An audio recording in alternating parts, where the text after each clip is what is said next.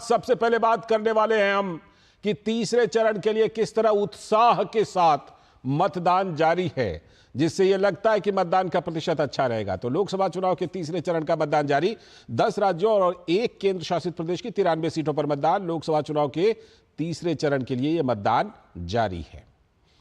तो तीसरे चरण में कई दिग्गज हैं जिनकी किस्मत का फैसला होना है। कुल उम्मीदवार 1331 हैं जो अपने किस्मत आजमा रहे हैं।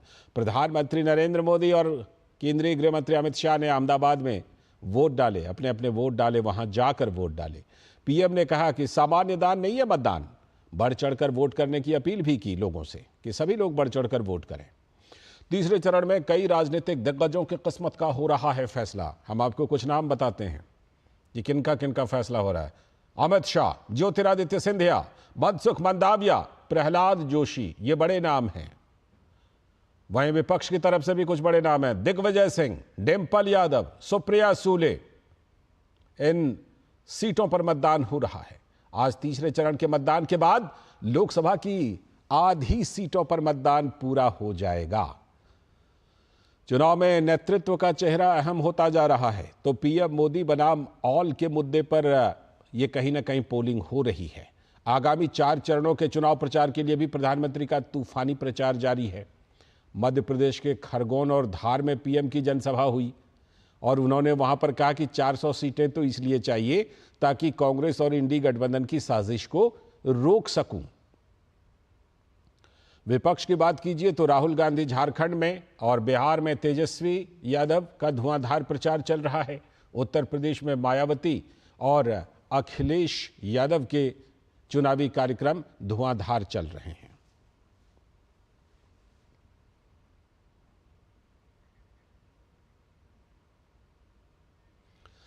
तो तीसरे चरण का यह मतदान चल रहा है। अब हमारे साथ मैनपुरी से आशुतोष शुक्ला और आगरा से ऋषि कुमार, मुर्शिदाबाद से गौतम रॉय और हुबली से आयशा खानम, ये संवाददाता मतदान के ताज़ा हाल की जानकारी देने के लिए हमारे साथ जुड़ने वाले हैं। हमारे ये तमाम संवाददाता अलग अलग जगहों पर हैं। तो अभी फिलहाल हमारे साथ गौतम रॉय, आशुतोष शुक्ला और ऋषि, 3 संवाददाता हैं। मैं पहले ऋषि के पास चलता हूं। ऋषि, आगरा जो है वो काफ़ी अहम, ख़ास तौर पर अगर हम देखें यहाँ के चुनावी इतिहास को अगर देखें ऋषि, तो ये वो इलाका है जहाँ पर कि बहुजन समाज पार्टी एक तीसरा कोण इन इलाकों में बनाती है। इस बार का कैसा मतदान है, लोगों में कैसा उत्साह है, मुकाबला कैसा है?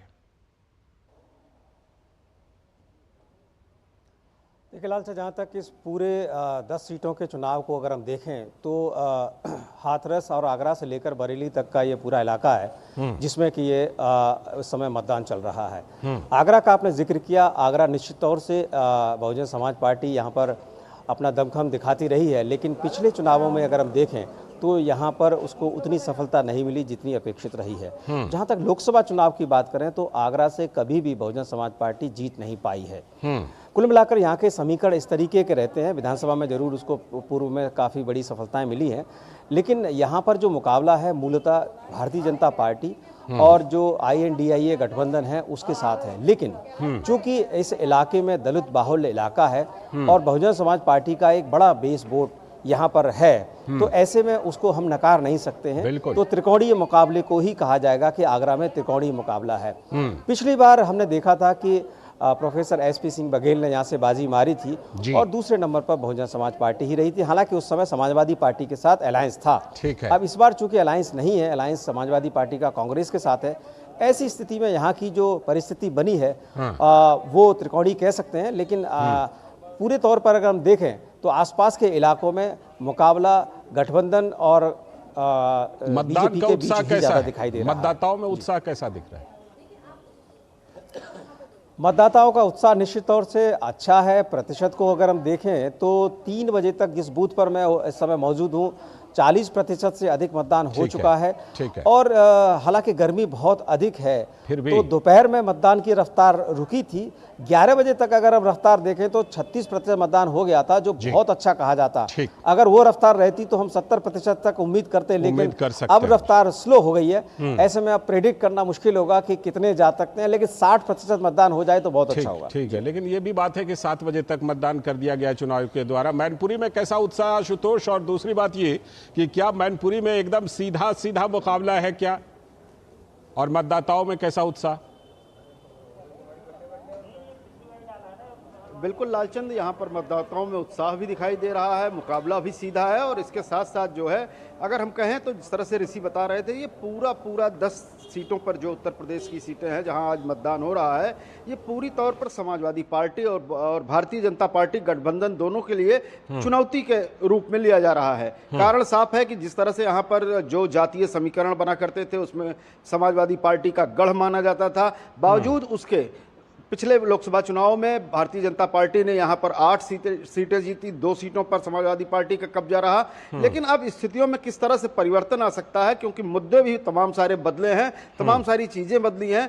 खासतौर पर अगर बदलाव की बात करें तो पहला ये लोकसभा का चुनाव होगा कि जब स्वर्गीय मुलायम सिंह यादव इस चुनाव में नहीं होंगे। सारी कमान जो है उनके पुत्र और राष्ट्रीय अध्यक्ष समाजवादी पार्टी के अखिलेश यादव के हाथों में है। परिवार के 3 उम्मीदवार इस चरण में चुनाव लड़ रहे हैं। स्वयं राष्ट्रीय अध्यक्ष की पत्नी मैनपुरी से ही प्रत्याशी है, डिंपल यादव बगल की सीट से, कन्नौज से खुद वो प्रत्याशी हैं। शिवपाल यादव और रामगोपाल यादव दोनों लोगों के लड़के फिरोजाबाद और बदायूं से चुनाव लड़ रहे हैं। तो खास तौर पर कहें तो ये सबसे बड़ी चुनौती सब समाजवादी पार्टी के लिए है। और दूसरी चुनौती जो भारतीय जनता पार्टी के सामने है वो अपनी साख को बनाए रखने की है। तो इसलिए मुकाबला भी कड़ा दिखाई दे रहा है। मतदाता शांत है, मुद्दों पर है और मुद्दे उसकी समझ में आते हैं।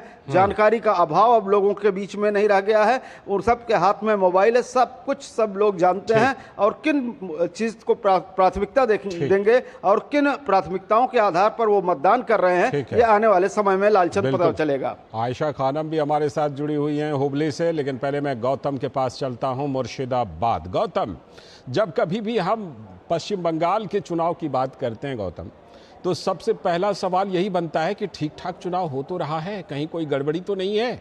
क्योंकि हम जानते हैं कि बाकी सारे के सारे राज्य जहां पर गड़बड़ियां होती थी वहां सब कुछ पटरी पर आ गया, लेकिन पश्चिम बंगाल से पहला सवाल तो यही बनता है कि ठीक से चुनाव हो तो रहा है, और मतदान का प्रतिशत कैसा है गौतम?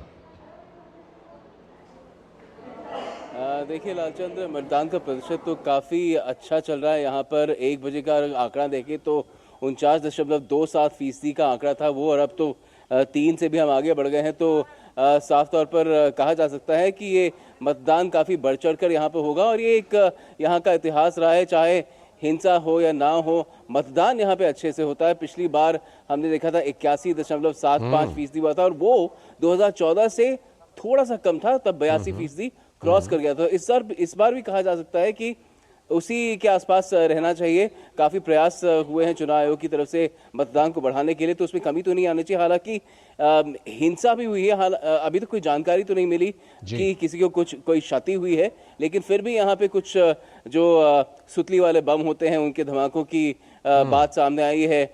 2 कम से कम यहाँ पे असेंबली सीट्स हैं मुर्शिदाबाद में ही जहाँ पर इस तरह के वाकये हुए हैं। खुद कुछ जो उम्मीदवार हैं, मोहम्मद सलीम है मुर्शिदाबाद में, वो टीएमसी के, उन्होंने कहा कि कोई फेक पोल एजेंट है तो उसको पुलिस के सुपुर्द कर दिया, तो उसमें कुछ हल्ला हुआ। फिर जो बीजेपी के उम्मीदवार हैं जंगीपुर में, धनंजय घोष, वो भी टीएमसी के किसी कार्यकर्ता, किसी अपने से छोटे लेवल के अधिकारी से उलझे, वहां भी कुछ कहासुनी हुई, झड़प हुई। लेकिन अभी तक जो हिंसक स्वरूप हमने खासतौर पिछले साल देखा था, 3 लेवल के जो पंचायत के चुनाव हुए थे उसमें पूरे पश्चिम बंगाल में 55 के आसपास के लोग मारे गए थे, और उनमें अधिकतर मुर्शिदाबाद और जंगीपुर जो इस फेज में 2 सीटें हैं उनमें।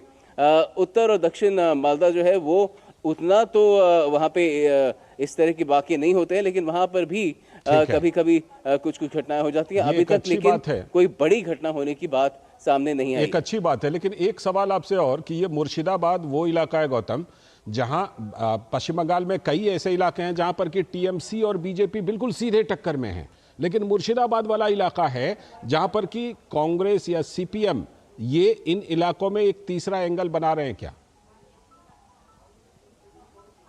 जी बिल्कुल, मोहम्मद सलीम यहाँ से, जो कि पॉलिट ब्यूरो, जो सीपीएम उसके पॉलिट ब्यूरो के मेंबर हैं, एक वरिष्ठ नेता हैं, पहले भी सांसद रहे हैं, उनका वो उम्मीदवार है यहाँ से। मैंने उनके बारे में बताया कि कैसे उनकी एक झड़प भी हुई और काफ़ी वो टूर कर रहे हैं आज पूरे अपने इस लोकसभा क्षेत्र को, निर्वाचन क्षेत्र को।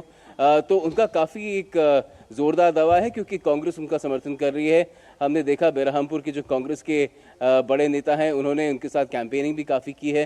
तो इस वजह से एक त्रिकोणीय मुकाबला इस पूरे ही क्षेत्र में जो 4 सीटें हैं इस दौर में चुनाव के माना जा रहा है। हालांकि हमने देखा है कि एक जमाने में यहाँ पे कांग्रेस का वर्चस्व हुआ करता था, अभी भी कुछ कुछ कांग्रेस की पकड़ है, लेकिन उसको सभी ने कमजोर किया है। वाम ने भी कमजोर किया है और तृणमूल ने भी कमजोर किया है। बीजेपी ने अपनी जगह बनाई है उत्तर मालदा में, वहां पे पिछली बार वो चुनाव जीती थी। तो हर कोई यहाँ पर, ये तीनों जो चारों हैं वैसे तो, लेकिन 2 इस बार साथ आ गए हैं, वाम और कांग्रेस, तो तीनों की दावेदारी यहाँ बनती है हर सीट। बिल्कुल लगता है वो इलाका जो है, खास तौर पर हम आपको बता दें कि ये पूर्व राष्ट्रपति प्रणब मुखर्जी का इलाका जंगीपुर भी उसी के आसपास पड़ता है। आयशा खानम के पास चलते हैं जो हुबली में मौजूद है। आयशा, कर्नाटक में किस तरह मतदान का उत्साह है, और दूसरी बात ये भी बताइएगा कि हुबली में और उसके आसपास आपको मतदाताओं के ज़हन में कौन से मुद्दे दिख रहे हैं?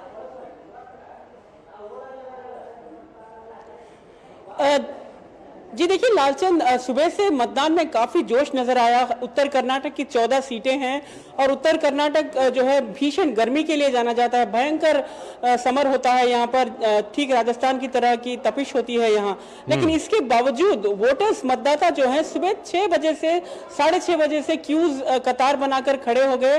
लेकिन अब कुछ हद तक थोड़ा धीमा पड़ा है मतदान, लेकिन ये माना जा रहा है कि करीब 4 या 5 बजे के बाद और फिर तेजी पकड़ेगा। देखिए खास बात यह है कि मैं हुबली में हूँ और आप जानते हैं कि हुबली एक ग्राउंड जीरो रहा।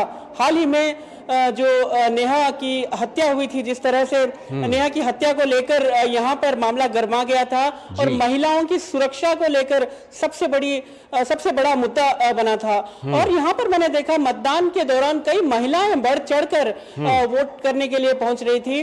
और जो इस क्षेत्र में छात्र, क्योंकि हुबली एक एजुकेशन सेंटर भी है और यहाँ पर महिलाओं के साथ साथ स्टूडेंट्स भी चाहते हैं कि उनकी सुरक्षा के लिए बेहतर इंतजाम हो।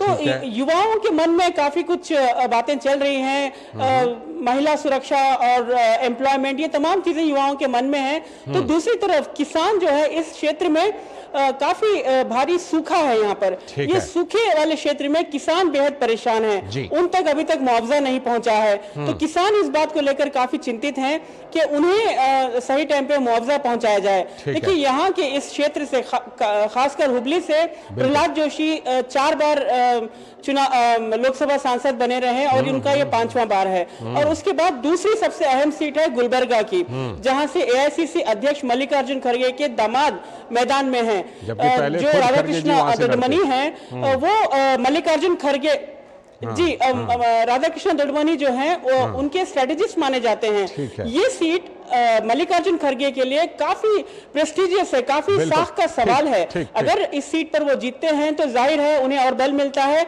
लेकिन अगर ये सीट पर हार का सामना करना पड़ता है तो पूरे कांग्रेस के नेतृत्व पर बड़ा सवाल खड़ा हो जाएगा। तो ये बहुत ही अहम सीट है, सबकी नजर इस सीट पर लगी हुई है। ठीक है, बहुत बहुत शुक्रिया आयशा आपका, हुबली से, गौतम मुर्शिदाबाद से जुड़ने के लिए, ऋषि आगरा से और आशुतोष शुक्ला मैनपुरी से जुड़कर अपडेट देने के लिए आप